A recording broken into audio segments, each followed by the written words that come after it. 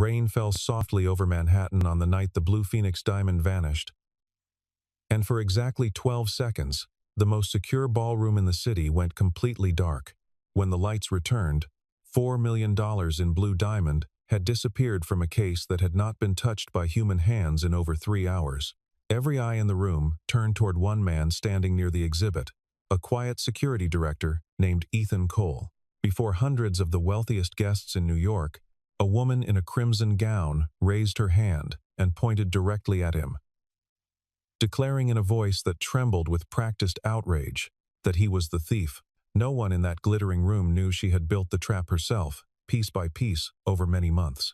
And no one knew that the man she had just accused had once hunted criminals exactly like her for a living.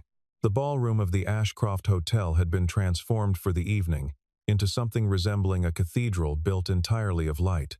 Crystal chandeliers hung above marble floors polished to a mirror shine, and waiters in white gloves moved silently between tables draped in ivory silk. The charity auction had drawn nearly 400 guests, among them senators, art dealers, tech founders, and old money families whose names had been carved into the city for generations. At the center of the room, beneath a cone of soft white light, sat the Blue Phoenix, a diamond the size of a robin's egg, valued at $4 million and insured for even more. Ethan Cole had walked the perimeter of that room 17 times since 6 o'clock that evening, checking sensors, testing sightlines, and speaking quietly into a small earpiece connected to his security team below. Ethan was 39 years old, and there was a stillness to him that most people mistook for shyness. He wore a simple black suit that fit him without drawing attention, and he moved through the crowd the way a man moves through a house he has lived in for years, without wasted motion. Few of the guests knew his name. Fewer still knew that he had once carried federal credentials, that his signature had once appeared on warrants that dismantled smuggling networks worth hundreds of millions of dollars. He had left that life behind 5 years earlier, after his wife died, and had rebuilt himself quietly as the head of security for one of the most prestigious auction houses on the East Coast. He preferred it that way. He preferred rooms where nobody asked questions about his past. Victoria Harrington noticed him almost immediately.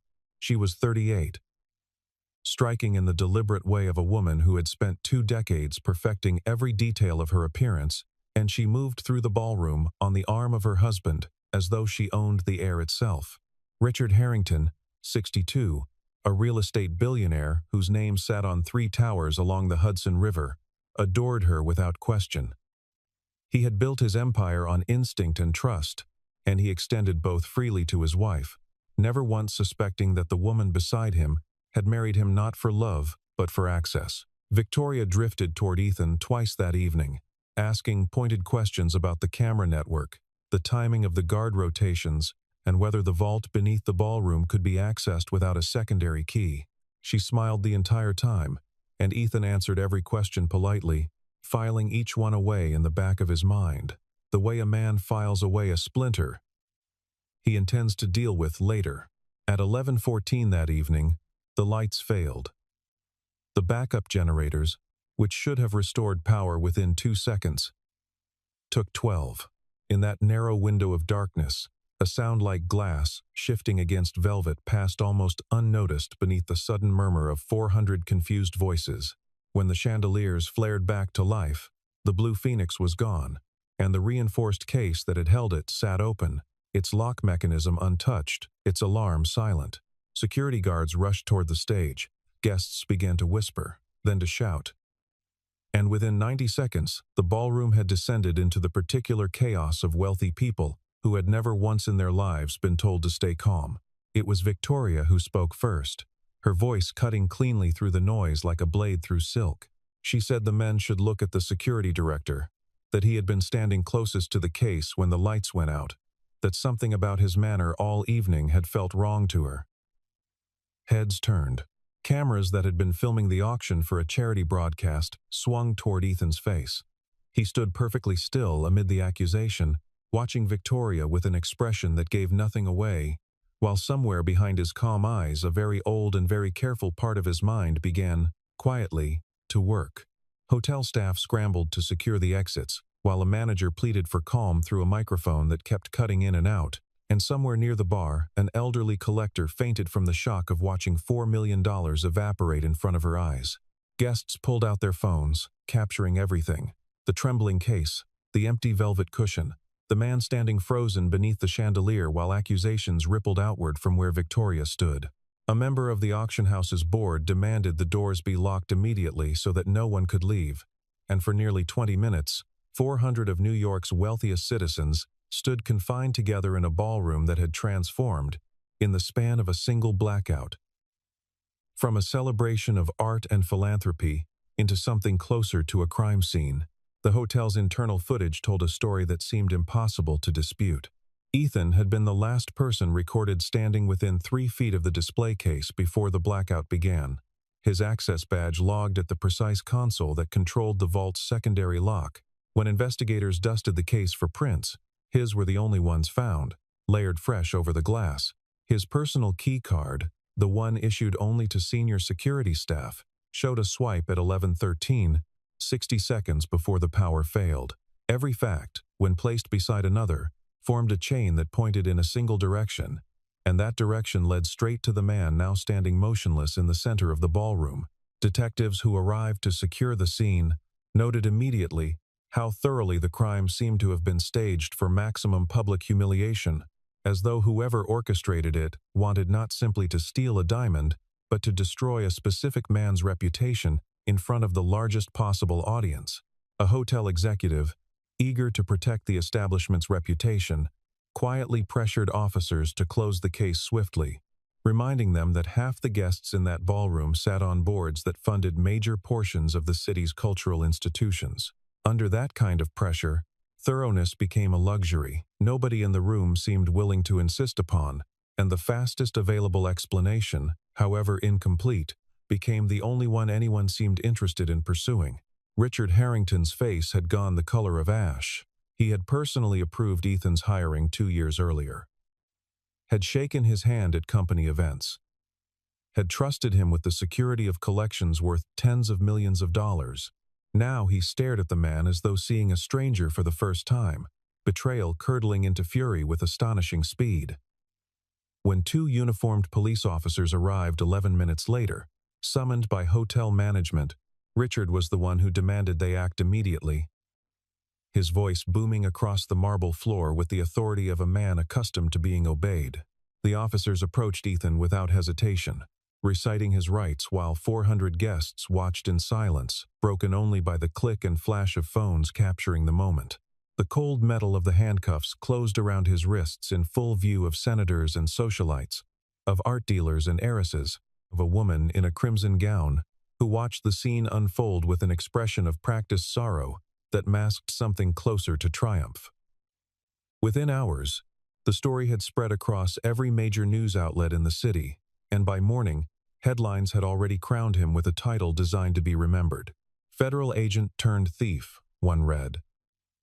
And the phrase spread with the particular cruelty reserved for men whose fall from grace makes for good television.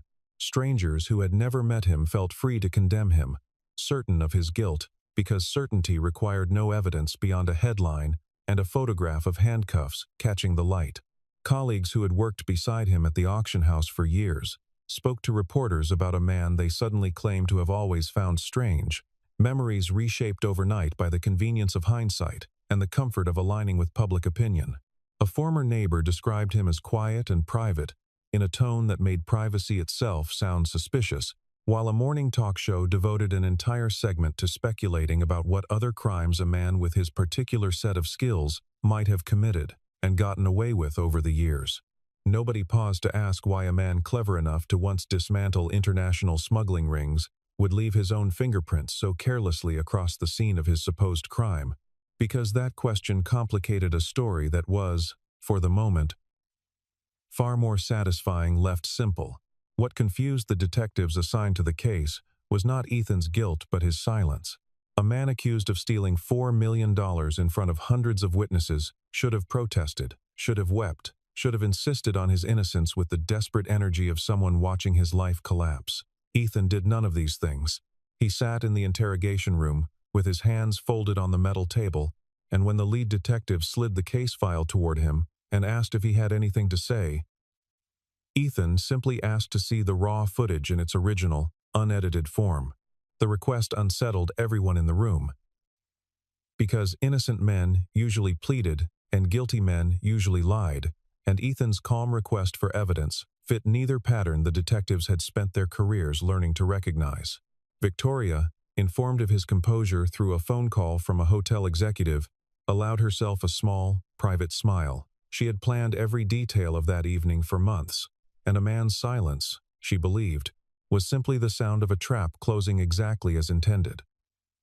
She had no reason yet to suspect that the silence she mistook for defeat was, in fact, the opening move of a much older and far more dangerous game.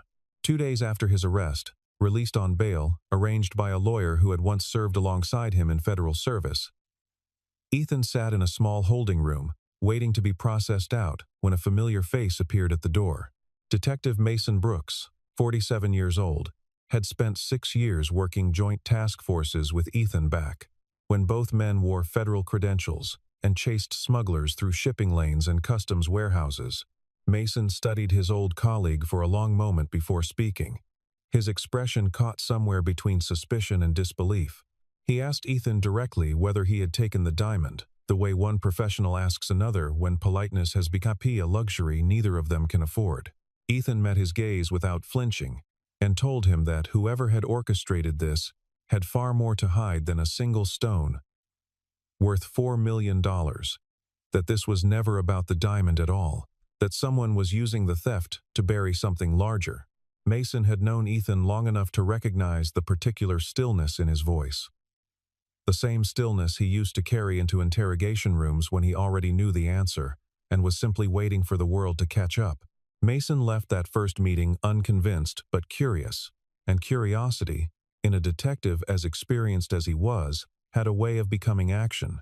He pulled the original case file that evening, reading through statements taken from guests, staff, and hotel security in the hours immediately following the theft, and found himself troubled by small inconsistencies nobody had thought to flag.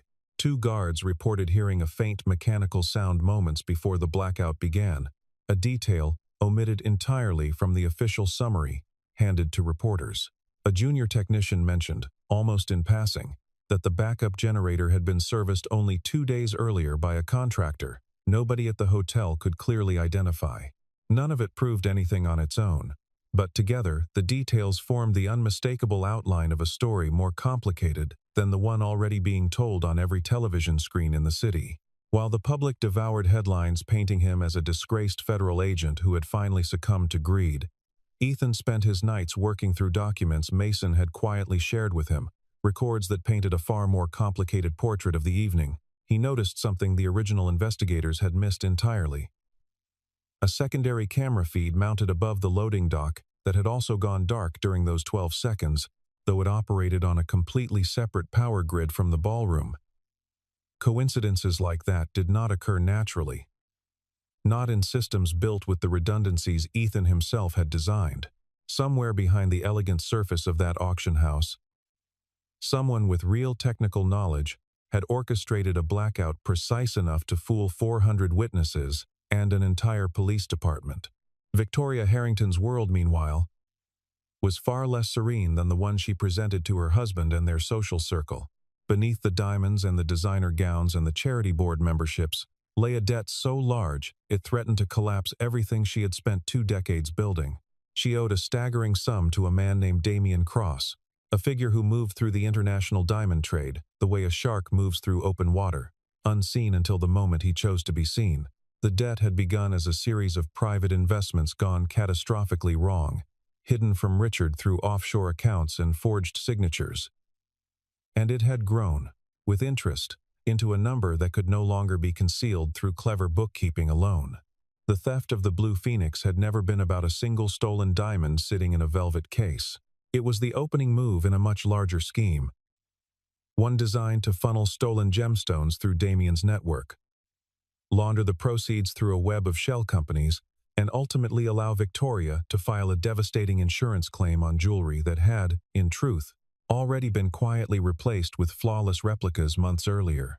The real Blue Phoenix had left the building long before the blackout, smuggled out during a maintenance visit disguised as routine appraisal work. What vanished during those 12 seconds of darkness was simply the final piece of theater, a spectacle designed to provide cover for a crime that had already been completed in the shadows. And Ethan, with his federal training and his uncomfortably sharp instincts, had always represented a liability to that plan. Victoria had studied him for weeks before the auction, watching the careful, methodical way he inspected every camera angle and every access point, and something in his manner had told her he was not the kind of man who accepted easy explanations. Framing him accomplished two goals at once, removing the one person capable of unraveling her scheme, while simultaneously providing the perfect scapegoat for a crime that had already taken place. She had believed, with the confidence of someone who had never truly been caught at anything, that a former agent 5 years removed from federal work would be too rusty, too broken by grief and disgrace, to see the trap closing around him. She could not have been more wrong. Victoria's rise into the world of old money had never been accidental. She had arrived in New York in her early 20s with little more than sharp instincts and a talent for reading people, working her way through a series of jobs that placed her in proximity to wealth long before she ever possessed any herself. Her marriage to Richard, 10 years her senior, had been framed publicly as a great romance. But privately, it had always functioned as a transaction, a young woman trading beauty and charm for permanent access to a fortune she intended to control, long before she ever intended to love. The debts to Damien Cross had begun quietly. Disguised as investment opportunities, she assured herself she could manage without her husband ever learning. And by the time she understood how deeply she had entangled herself, a retreat was no longer an option available to her. Ethan's history, buried deep beneath years of quiet civilian life, told a very different story than the one the tabloids had constructed. He had spent nearly a decade as a federal agent, specializing in financial crimes and international diamond trafficking, and during that time, he had built a reputation within certain circles as a man who never stopped pulling a thread once he found the end of it. He had once led an investigation that dismantled a smuggling operation responsible for moving hundreds of millions of dollars in conflict diamonds through New York and Antwerp, an operation that had, at its center, a young and ambitious trafficker named Damien Cross. Colleagues from that era still remembered Ethan as a man who slept only a handful of hours a night while chasing a lead, who could sit with a single ledger for 11 straight hours until a pattern finally surfaced from the numbers, who never once raised his voice because he understood that patience frightened guilty men far more than anger ever could. That case had ended Damien's American operations for years, cost him nearly everything he had built, and forced him into a long, patient exile from the very city where Victoria now unknowingly needed his help. Damien believed, until very recently, that the agent who had once destroyed his network had long since retired into obscurity. And Victoria had never known his name at all, had never bothered to ask the questions that might have revealed how dangerous the man she was framing truly was. During the weeks he spent suspended from his position, publicly disgraced and privately furious, Ethan did not waste a single hour feeling sorry for himself. Instead, he returned again and again to the technical bones of the crime, studying secondary camera systems, cross-referencing badge access logs against server timestamps, and analyzing the subtle temperature fluctuations recorded inside the display case in the hours before the theft. What he found, piece by piece, was a picture entirely different from the one presented in court documents. The temperature sensors inside the case showed a brief anomaly nearly 6 weeks before the gala, consistent with the case being opened and resealed by someone with expert-level access far earlier than anyone had previously considered relevant. Backup server logs, recovered through a friend who still worked in the auction house's technical department, revealed that footage from that 6-week window had been quietly deleted and reconstructed using looped segments designed to appear seamless to a casual observer. Ethan understood, with the cold clarity of a man returning to the only skill he had ever truly mastered, that the diamond had likely never left the building on the night everyone believed it disappeared. It had been gone long before the blackout ever began. Late one night, alone in his apartment with case files spread across a kitchen table he had not used for a proper meal in weeks, Ethan allowed himself a rare moment to think about his late wife, about how she used to tell him that his greatest strength was also his loneliest habit, the refusal to let a puzzle rest until every piece fit. She had died 5 years earlier after a long illness, and her absence was the real reason he had walked away from federal work, unable to summon the same hunger for justice once the person he most wanted to come home to was gone. Sitting there now, surrounded by evidence of a conspiracy built to destroy him, he felt something stir that he had not felt in years. Not vengeance exactly, but a quiet, stubborn insistence that the truth deserved to be found, regardless of who tried to bury it. With that revelation anchoring his investigation, Ethan began working quietly alongside Mason, feeding him carefully verified pieces of evidence, rather than wild accusations that could be easily dismissed. Lena Foster, a 34-year-old investigative journalist who had built her career exposing corruption among the city's wealthiest families. In place, what she found in public records alone was troubling enough. A pattern of offshore transfers routed through accounts registered in the Cayman Islands, timed suspiciously close to major purchases and renovations at the Harrington estate. Richard, for his part, began noticing small fractures in the version of events his wife had presented to him. Inconsistencies in her timeline for the evening, a phone call she claimed never happened that phone records proved otherwise. He was not a foolish man, whatever his enemies said of him, and the same instincts that had built his fortune slowly began sounding alarms he had spent years choosing to ignore. Meanwhile, the physical evidence around the case continued to accumulate in strange and troubling ways. Footage from the parking structure, adjacent to the hotel, revealed its own inexplicable 12-second gap in coverage, occurring at almost precisely the same moment as the ballroom blackout, a level of coordination that no amateur thief could have managed alone. A security guard who had worked the loading dock that night disappeared from his apartment less than a week after the theft, leaving behind an unpaid lease and a phone that had gone permanently silent. Around the same time, a young information technology contractor who had helped maintain the auction house's server infrastructure was found dead in circumstances the police initially ruled accidental. Though Ethan, reading the incident report with a professional's eye, noted several details that troubled him deeply. Each new discovery added another link to a chain that stretched far beyond a simple jewelry theft, revealing instead the outline of an operation with resources, coordination, and a willingness to eliminate anyone who threatened to expose it. Victoria, watching her carefully constructed world begin to fray at its edges, felt for the first time since the auction a cold current of genuine fear beneath her composed exterior. Lena's private notes from that period, later shared with prosecutors, described a woman growing visibly thinner by the week, canceling social engagements she would once never have missed, and drinking alone in the evenings in a manner the household staff had begun to quietly discuss among themselves. Richard, still unaware of the full extent of his wife's betrayal, attributed her distraction to the stress of the scandal surrounding the auction house, and in a strange twist of irony, found himself comforting the very woman who had orchestrated the collapse of an innocent man's reputation. Victoria accepted his comfort even as guilt gnawed quietly at the edges of her composure, aware that every kind word from her husband was one more debt she would eventually have to answer for in a courtroom neither of them could yet imagine. That fear sharpened into something far more dangerous when Damien Cross finally made contact directly. Arriving unannounced at a private meeting Victoria had believed was still weeks away, he informed her, with the calm efficiency of a man discussing routine business, that their arrangement had entered its final phase and that he expected the diamond delivered according to the original schedule, regardless of the chaos unfolding around the Harrington name. It was during that conversation that Victoria finally understood the true architecture of the trap she had helped build, realizing with mounting horror that she had never been Damien's partner at all but merely a convenient instrument in a scheme designed to be discarded once its purpose had been served.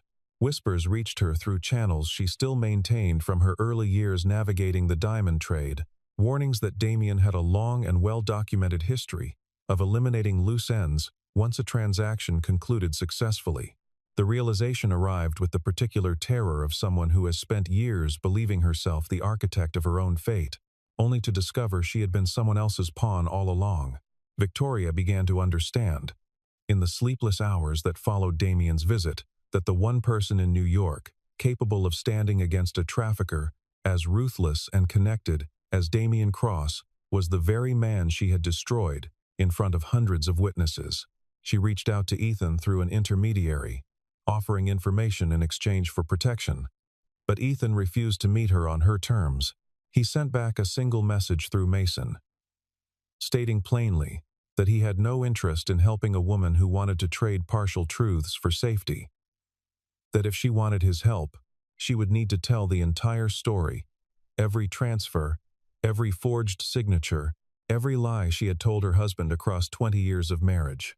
Damien's visit had unsettled her so completely that she barely slept in the days that followed, replaying every conversation she had ever had with him, searching for the exact moment their arrangement had shifted from partnership into something closer to a leash. Tightening slowly around her throat, she understood now that men like Damien never truly needed partners, only tools, useful for exactly as long as they served a purpose and disposed of the moment that purpose expired. For the first time since her early 20s, Victoria felt something she had spent 2 decades avoiding entirely: the cold, unfamiliar sensation of being powerless in a situation she could not simply charm or manipulate her way out of. Victoria arrived at the meeting 3 days later, looking nothing like the composed socialite who had pointed her finger at Ethan beneath the chandeliers of the Ashcroft Hotel. She sat across from him in a quiet diner far from the world of auction houses and charity galas, and for the first time in longer than she could remember, she told the truth without editing it for effect. She confessed to the debts, to the years of quiet theft from her own husband's accounts, to the arrangement with Damien that had spiraled far beyond her control, and finally to the calculated decision to frame Ethan because his competence had made him the single greatest threat to everything she had built. Ethan listened without interrupting, and when she finished, he told her that her confession changed nothing about the consequences she would eventually face. But it might, if she cooperated fully, change whether she faced those consequences alive. What followed was a carefully constructed operation built jointly between Ethan, Mason, and a small task force from the Federal Bureau of Investigation that Ethan's old contacts helped assemble within days. Victoria agreed to wear a recording device and continue communicating with Damien as though nothing had changed, providing federal investigators with real-time insight into a network that had evaded serious law enforcement attention for years. Ethan, drawing on skills he had not used professionally in half a decade, helped design the trap that would finally bring Damien into the open, choosing a location he knew intimately from his years working the ports along the New York waterfront. The exchange was scheduled to take place inside a shipping container at a private terminal in Red Hook, a location Damien had used successfully for over a decade to move contraband gemstones without detection. Damien arrived that evening with the calm confidence of a man who had never once been caught in the act, flanked by 2 associates, and carrying a small case containing payment for what he believed would be the final piece of a transaction years in the making. Victoria stood beside the container as instructed, her hands trembling slightly beneath the sleeves of her coat, while overhead, unseen in the darkness of the terminal, federal agents watched every movement through thermal imaging equipment positioned across the surrounding rooftops.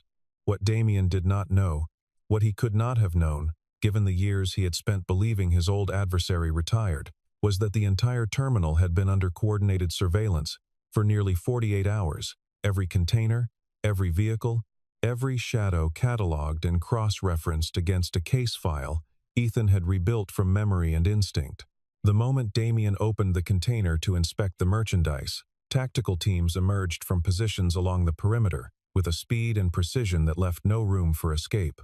Damien reached instinctively for a weapon concealed beneath his jacket, but the agents closest to him had anticipated the movement and subdued him before his hand ever cleared the fabric.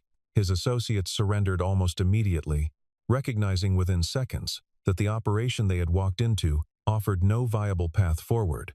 Inside the container itself, agents recovered not only significant quantities of trafficked gemstones, but also detailed financial records, documenting years of laundering operations that stretched across multiple continents, evidence that would ultimately implicate a network far larger than anyone involved had initially suspected.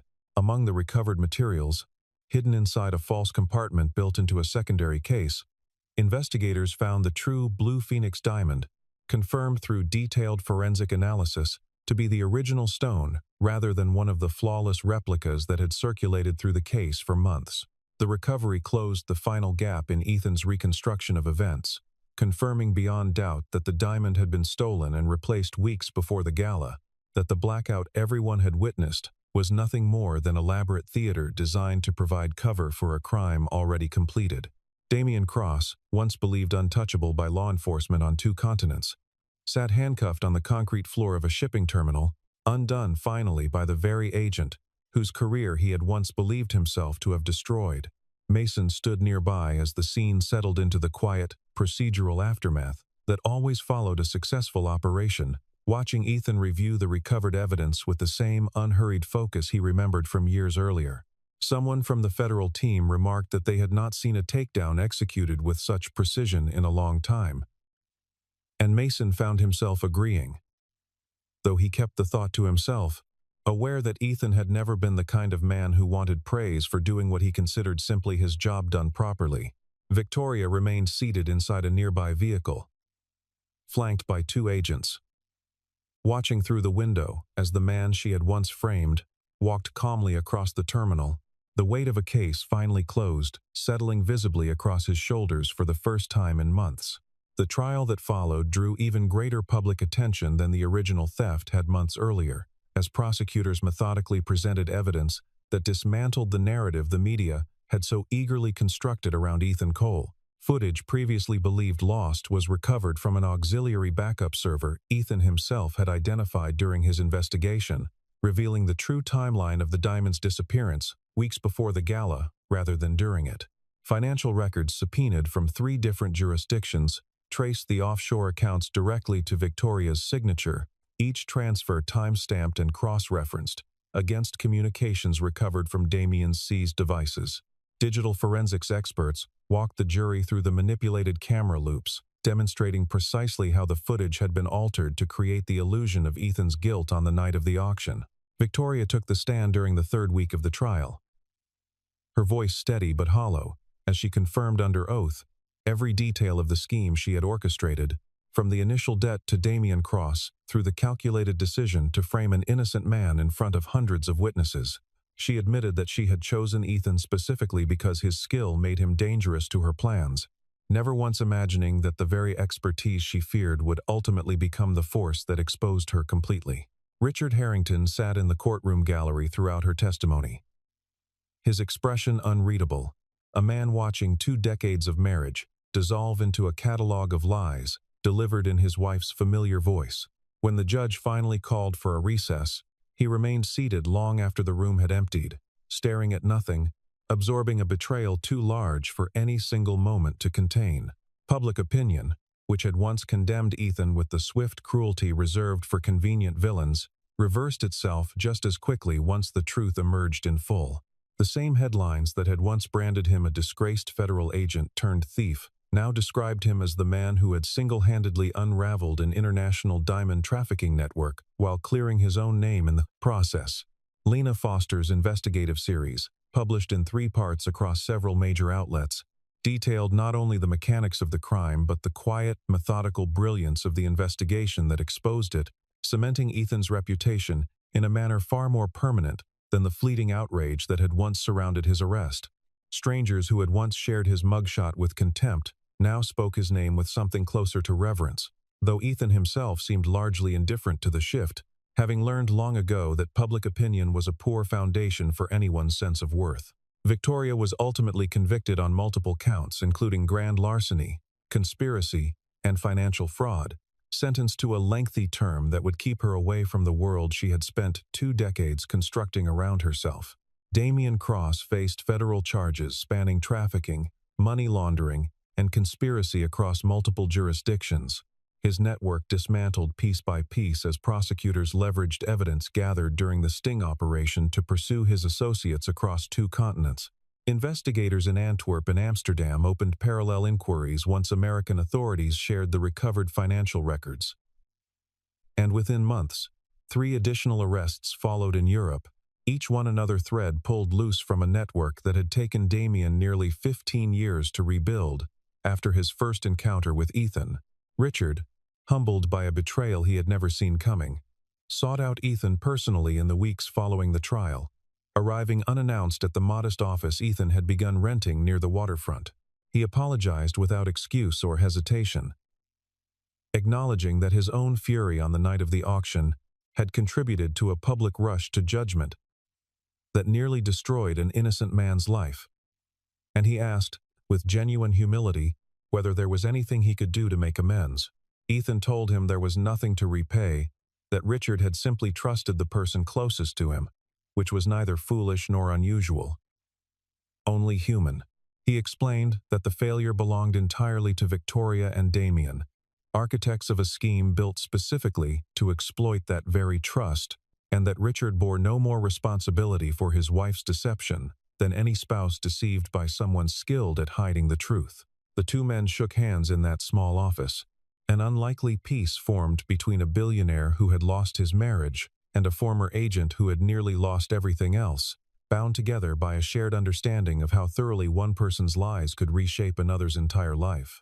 In the months that followed, Ethan made a decision that surprised many of the people who had followed his story, declining several offers to return to federal service despite his complete exoneration and the renewed respect his name now carried within those circles.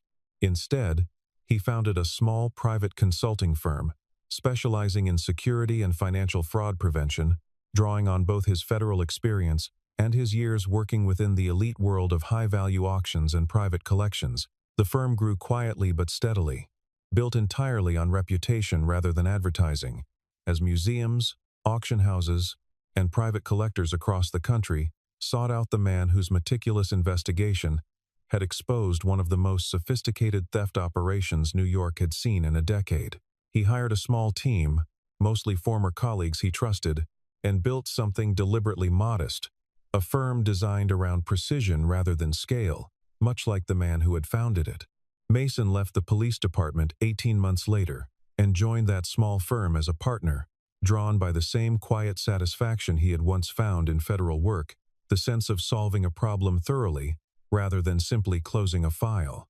Lena continued her career in investigative journalism, occasionally consulting with Ethan on stories involving financial fraud among the city's wealthiest families. An unlikely friendship formed in the wreckage of a scandal neither of them had expected to define their careers so completely. Richard eventually sold 2 of his 3 towers and stepped back from the public eye almost entirely, choosing instead to fund a foundation dedicated to supporting victims of financial fraud and identity-based crimes, a quiet penance for a trust he felt he had misplaced for far too long. 1 year after the night, the Blue Phoenix disappeared beneath the chandeliers of the Ashcroft Hotel. The auction house hosted another gala, this one smaller and more carefully guarded, though no less glamorous in its execution. Ethan received an invitation not as security staff working quietly at the edges of the room, but as an honored guest, asked to speak briefly about the importance of due diligence and integrity within an industry that trafficked daily in objects worth more than most people would earn across a lifetime. He stood at the podium beneath the same chandeliers that had once witnessed his public humiliation, addressing a room filled with many of the same faces that had once watched him led away in handcuffs without protest or doubt. This time, when he finished speaking, the applause that followed carried none of the suspicion that had once surrounded him, only genuine respect earned through months of quiet, careful work that had ultimately spoken louder than any headline ever could. A new diamond sat displayed beneath soft light near the center of the room that evening. Smaller than the Blue Phoenix but no less carefully guarded, its case now fitted with security systems Ethan himself had helped design in the aftermath of everything that had happened. Guests who passed the display paused to admire it, unaware of how close another gemstone had once come to vanishing entirely into a network of lies and greed, and unaware of how thoroughly the man standing quietly nearby had once dismantled that very network with nothing but patience and careful attention to detail. Ethan watched the room with the same calm stillness he had carried on the night everything began.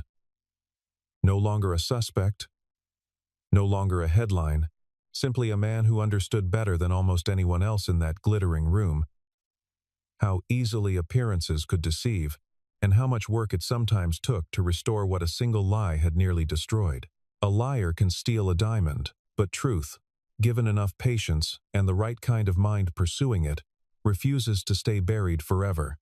And for a man who once hunted criminals for a living, every trap, no matter how carefully built, eventually leaves something behind.